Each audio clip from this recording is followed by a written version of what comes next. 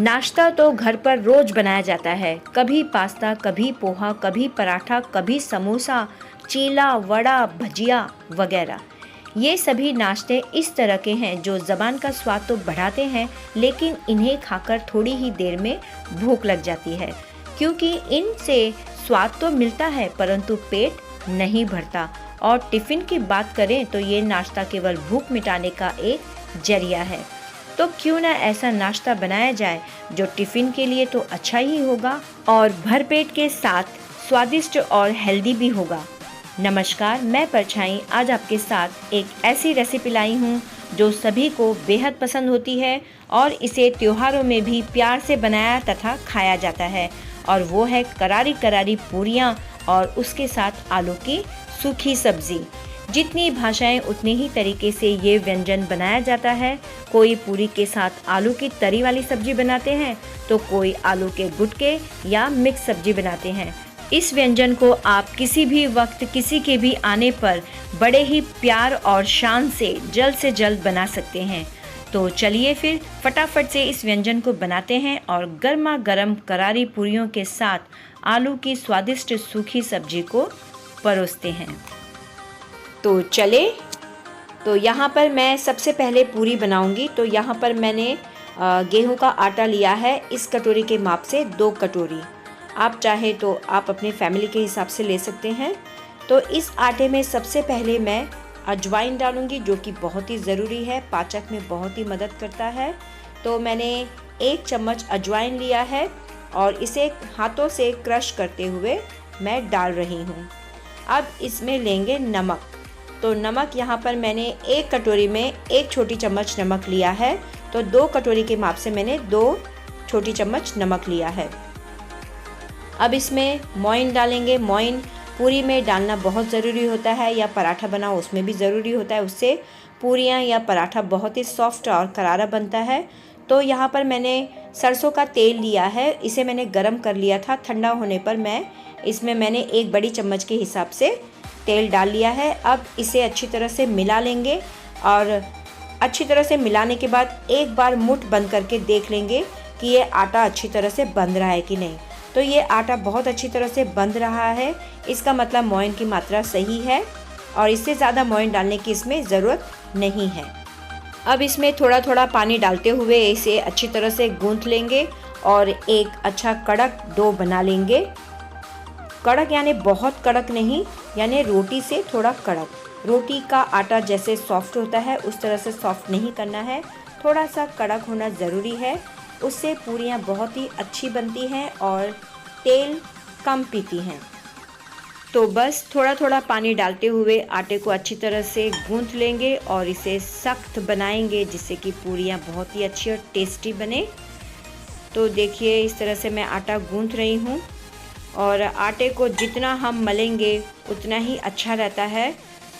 कई लोग आटे को मशीन में भी गूंथना पसंद करते हैं, लेकिन उनकी पूरियाँ इतनी अच्छी नहीं बनती हैं जितने कि हाथों से गूंथे हुए आटे की। तो आप कोशिश यही करें कि हाथ से अच्छी तरह से गेहूं के आटे को गूंथ लें, अच्छी तरह से थोड़ा थोड़ा पानी डालते हुए। तो देखिए बातें करते करते आटा अच्छी तरह से गूंथ लिया है मैंने। ये इस तरह से मुक्का मारते मारते और उलटते पलटते आटे को गूंथना बहुत ही अच्छा रहता है। तो देखिए आटा पूरी तरह से तैयार हो चुका है गूंथ कर। इसमें मैंने 1.5 गिलास पानी लिया था, इसमें से थोड़ा सा पानी बच गया है।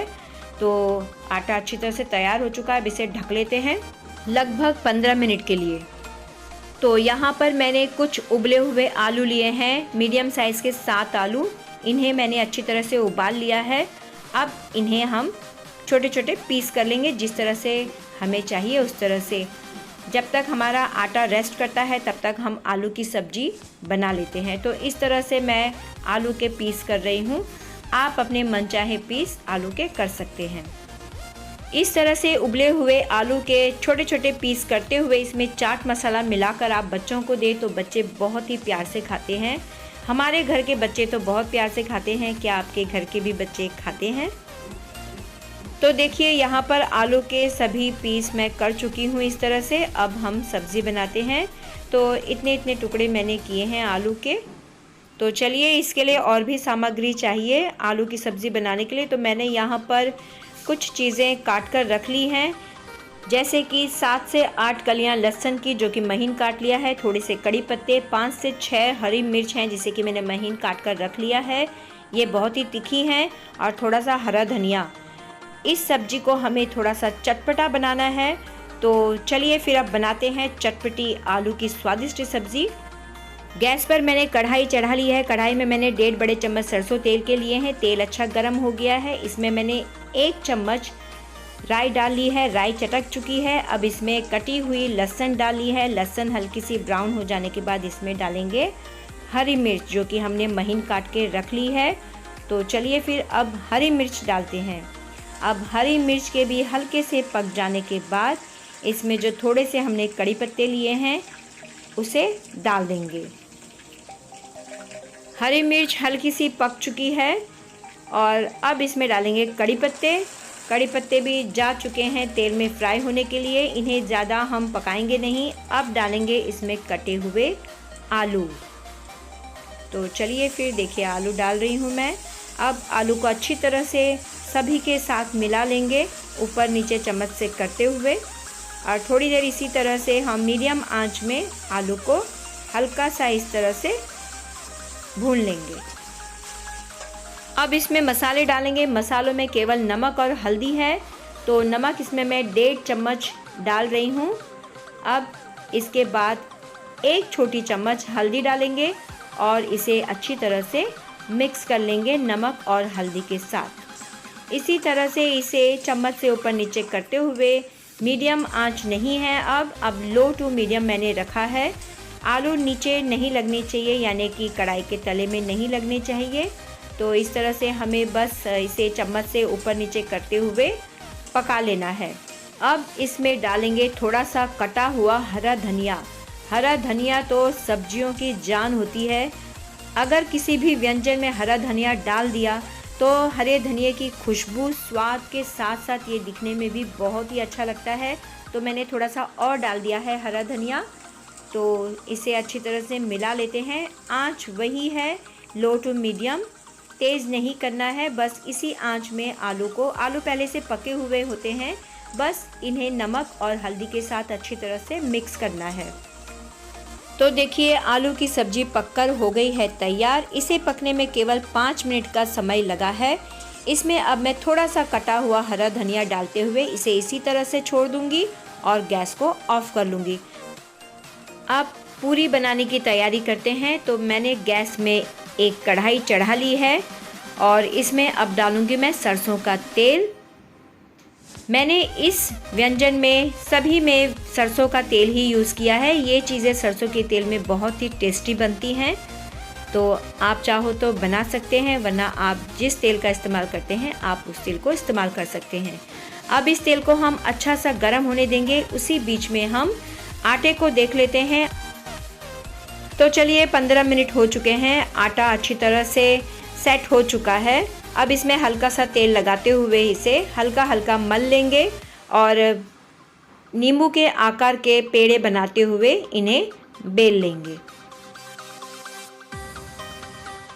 इन पेड़ों को दोनों हथेलियों के बीच में रखकर इस तरह से गोल गोल घुमाते हुए अच्छी तरह से मल लेंगे और इसी तरह से सभी पेड़ों को तैयार कर लेंगे।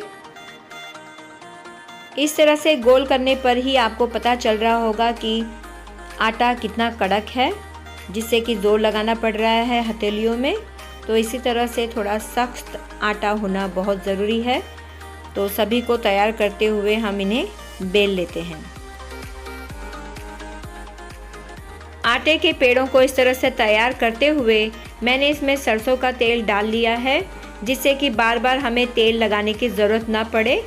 तो चलिए फिर इन्हें अच्छी तरह से पूरा तेल लगा लेते हैं पूरे पेड़ों में और उसके बाद फिर इन्हें बेलते हैं।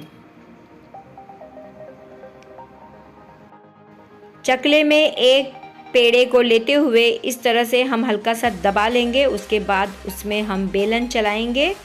तो एकदम पतली पूरी नहीं बनानी है, हल्की सी मोटी चाहिए। तो देखिए मैंने इस तरह से बेला है, आप देख सकते हैं। ना ये ज़्यादा पतली है ना ये ज़्यादा मोटी है, इतनी रहनी चाहिए। तो इस तरह से पूरियाँ अच्छी बनती हैं और करारी और स्वादिष्ट बनती हैं। तो सभी को इसी तरह से बेलते हुए तैयार कर लेते हैं। कुछ पूरियां इस तरह से बेल कर तैयार कर लेते हैं। तो देखिए सभी पूरियां बेल कर तैयार हो चुकी हैं। अब इन्हें तलेंगे और दूसरी साइड तेल अच्छा गर्म हो चुका है तो मैंने गैस की आंच को लो टू मीडियम कर लिया है। मीडियम आंच में ही हम पूरी को तलेंगे। तो मैंने सबसे पहली पूरी इस तरह से डाल ली है। तो देखिए ये कितनी अच्छी तरह से फूल गई है। तो सभी पूरियों को इसी तरह से फुला कर करारा बनाकर हम तैयार करेंगे। पूरी का तलकर कलर जो आया है इसी तरह का कलर आना चाहिए, हल्का हल्का सुनहरा सा।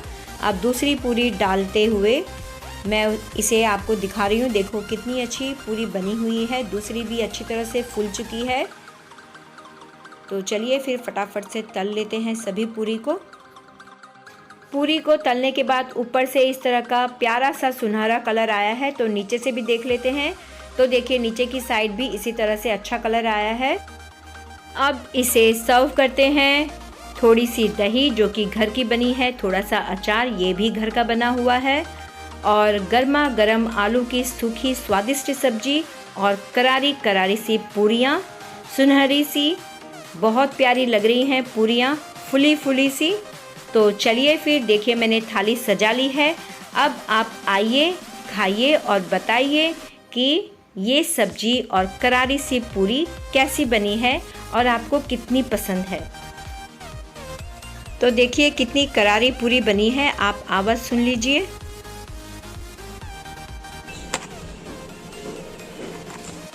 पूरियों को कभी भी तेज़ आंच में नहीं सेकना चाहिए, इससे पूरियां जलती हैं और अच्छी करारी नहीं बनती है। इन्हें कभी भी मीडियम आंच में सेके तो ये बहुत अच्छी करारी सी टेस्टी पूरी बनती है। तो चलिए सबसे पहला निवाला मैं आपको खिलाऊंगी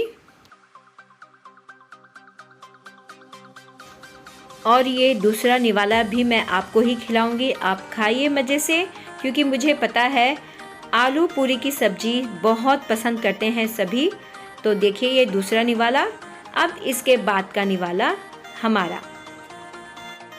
तो चलिए फिर आप भी इसी तरह से आलू की सूखी स्वादिष्ट सब्जी के साथ गर्मा गर्म करारी करारी पूरी बनाइए और अपनी फैमिली और अपनों के साथ इस व्यंजन का मज़ा लीजिए। अगर आपको मेरी ये रेसिपी अच्छी लगी हो तो दिल से खुशी से ढेर सारा लाइक कीजिए, शेयर कीजिए अपनों के साथ, अपने फ्रेंड्स, अपने रिश्तेदारों के साथ, सब्सक्राइब कीजिए और बेल आइकन ज़रूर दबाइए जिससे कि मेरी अगली वीडियो आपके पास पहुंच जाए। अब मिलते हैं नेक्स्ट वीडियो में। वीडियो देखने के लिए बहुत बहुत धन्यवाद।